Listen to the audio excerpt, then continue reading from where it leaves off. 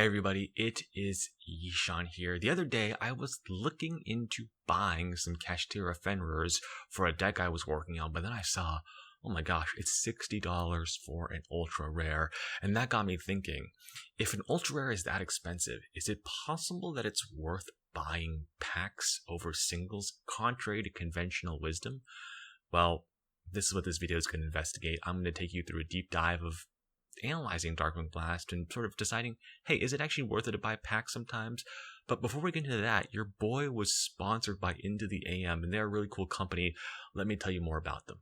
Into the AM is a clothing company specializing in graphic tees, and if you're going to specialize in graphic tees, they have got to look good, and boy, do these look fantastic. I love them. My girlfriend loves them. They're super comfortable, and they've got different colors and designs, and even some basic tees if you're interested in that sort of thing. They also have some fantastic joggers. I could sit and play you in these all day.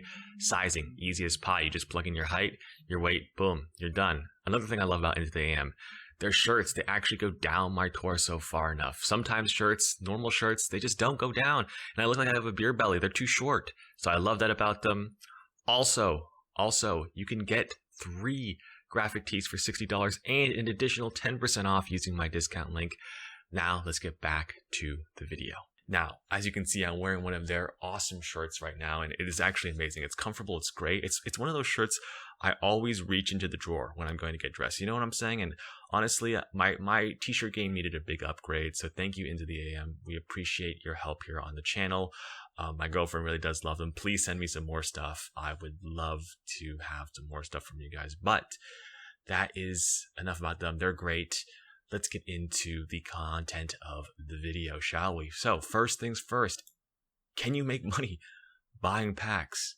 The answer is yes. Okay, so there are a lot of people say you can't make money buying packs. You need to buy singles. That is not true. You can definitely make money buying packs, and the evidence for this is pretty clear. If you just look on sites like TCG Player, use my TCG Player discount link or my affiliate code, or eBay, or you can see all these long-time established sellers like Core TCG, Gamer's Choice. These are just some of the ones that popped into my head. But they sell cards right when the set comes out, and the only way they've done that is because they have tons and tons of sealed product, and they keep doing it time and time again. So yes, definitely it is possible to make money by opening packs and selling the cards that you get in them. So that's the first answer. It's definitely possible, but can you do it, right? What about the individual? You know, you're not one of these big companies, right? Can you do it? Well, we need to do the math, right? Like any good business, we need to do the math. And what we really need to calculate is the expected value of a box of Darkwing Blast, right? What is an expected value? It's basically, if I open a box of Darkwing Blast, what is the average amount of money in cards that I'll open, right? That's important to do, because if you can calculate that, you can say, okay, well, here's how much the boxes cost me to buy. Here's how much on average I'm going to be getting every time I open a box. Am I making a profit? Am I going plus? Well, it's actually really simple. All you got to do is calculate the prices of stuff, right? So I just went on TCG Player, and I did all the math. So here's what I did. Okay, so let's look at the left column over here where it says average secret expected value, EV, right? That stands for expected value. I just took the price of all 10 secret rares, added them all up, okay? And then I multiply or divided by 10, right? I took the average of all of them, right? Then I multiplied that by 85%, because usually when you sell cards, especially on TCG Player, they take a fraction of the money. And if you sell them in real life, usually the standard is around 85%. So, okay, we've sold the cards for 85%. And then we actually get 2 secret rares per box. So we multiply that number by 2, and we get a total of $27. So on average, the 2 secret rares for our box, if we sell them, we're going to get $27 worth of value. Now, ultra rares, you can see Kashtira Fenrir, just basically everything is a little bit, or the bestial cards. Some of the ultras are worth something, but basically Fenrir is carrying it here, and you get about 4 ultras per box, and on average, after you take the 85% and then you multiply it by 4 on average, your ultra is going to be worth about $19 to $20 per box. Super is basically the bestial Magnamut carries it. Basically every super is worth like 20 cents or less. I just averaged it at 20 cents, and there are 2 bestial cards that are worth $10 and $3. But because you get 18 super rares in a box, the average super rare expected value is going to be about $10. Now, Starlights, extremely rare, 1 in 2 cases. So which means the average Starlight price, if you take the average Starlight price and then you divide it by, let's say, 1 in 2 cases, that's 1 every 48 boxes, right? So if you divide that number by 48 and then multiply again by 85%, you get an extra $4 of expected value per box. So actually, it's kind of crazy that first edition boxes basically should be worth, on average, $4 more than non-first edition boxes, simply due to the Starlight rares, right? And of course, some people also just think first edition cards are more valuable, so there's that too. And then there's the commons. Basically, if you open a box, you're going to end up with 192 commons. I'm too lazy to try to calculate the value of commons. So I just said you can just bulk them all. That's about $2 worth of bulk. You get 192 commons at about 1 cent each. You get about $1.92. So you add that all up, your average expected value for a box of Darkwing Blast is $63. And the average case, $757. There's 12 boxes in a case, right? And if you want to buy cards in bulk, you usually have to buy them by the case, right? So $757. Okay, so what does this mean? We've seen how Fenrir and the Magnamud have pushed up the expected value of the boxes. What does it mean? Well, that means if you can buy a case of Darkwing Blast for $700, and that's only if, right? Because it really matters how cheaply can you buy the sealed product for, right? That's always the challenge, right? You would make $57 if you could only buy it for $800.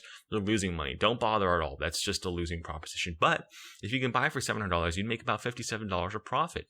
It's not bad, right? But if you said another way, if you can buy a box of Darkwing Blast for about less than $63, you're also plussing, right? That's worth it, technically speaking, but it's not as simple as that. Definitely not as simple as that, because not everything is as great as it seems. Let's assume that you could buy a box of Darkwing Blast for $700, right? Then you opened it all up, you took all the cards, you sold them all. You would make $57, right? But opportunity cost. What does opportunity cost mean? Well, it means that took time, right? This doesn't just happen automatically. That takes time. So what else could you have done with your time? Well, what if I worked a job that paid me $10 an hour? It would only take me about 6 hours to make the same amount of money it would take to open a case and sell every single card in that case. Okay, that's interesting, right? Can you actually do that? Are you willing to do that? Are you willing to spend the time? And is it even worth your time? That's something to think about, right? You got to think about the opportunity cost. Second thing, a lot of players do this. They open cards and then don't ever sell them, but they also don't use them, right? So cards only have value if you're either A, using them, or B, selling them. A lot of times you'll just open all your cards and they just sit around and do nothing, basically. And so you actually have to sell everything or use everything if you're a player, because there's certainly value in playing a hobby that you enjoy, right? But if you don't do that, you're not going to be making that $57 margin. And number 3, I feel like part of the value of opening packs is that there's some excitement. But to be honest, to make money doing this, you have to buy in bulk. And I feel like that just kind of ruins the excitement of opening packs. That's just my personal opinion. If you're opening tons of packs, is it really that fun, or is it more of a job at that point? So, okay. What's this image here for? This just shows, look at how many packs these sellers have opened. They've got 51 of this card, right? And okay, well, what does that mean? Let's take some conclusions, right? So depending on the current price of cards and the packs, obviously, you can actually make some money buying packs, right? Depending on the price of them. And it can technically be better than buying singles, but if you're gonna make money buying packs, you need to have scale. Remember this last picture here, right?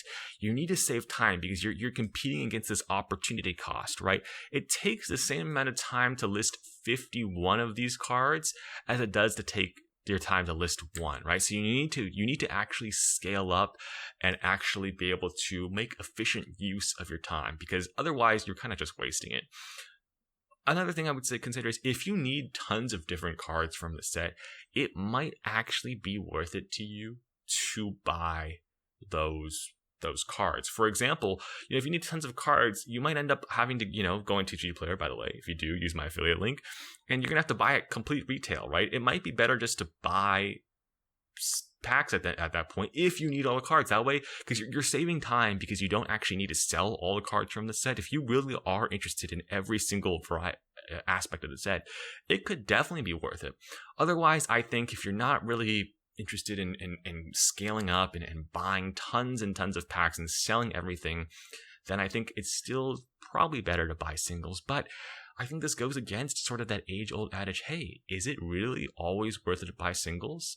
Depends. The answer is it depends, and the math is pretty straightforward. You just take the average of all the stuff and calculate it. But you've got to be willing to put in the time and effort to sell the cards, and it's more efficient if you sell a lot of them at once. So that's going to be it for the video, guys. Is there anything I missed? Let me know what you thought. What's your experience? Do you think buying packs is worth it? Do you think buying singles is worth it? Do you just love gambling? Well, that's totally up to you. For now, I think since I don't want too many cards from the set, I'm going to stick to buying singles. But you do you. It's a free country. What is also a free country means you can subscribe. You can subscribe to the channel if you enjoy my content. Thank you so much for making it to the end of the video. I hope you guys enjoyed. I will see you all in the next one. Peace.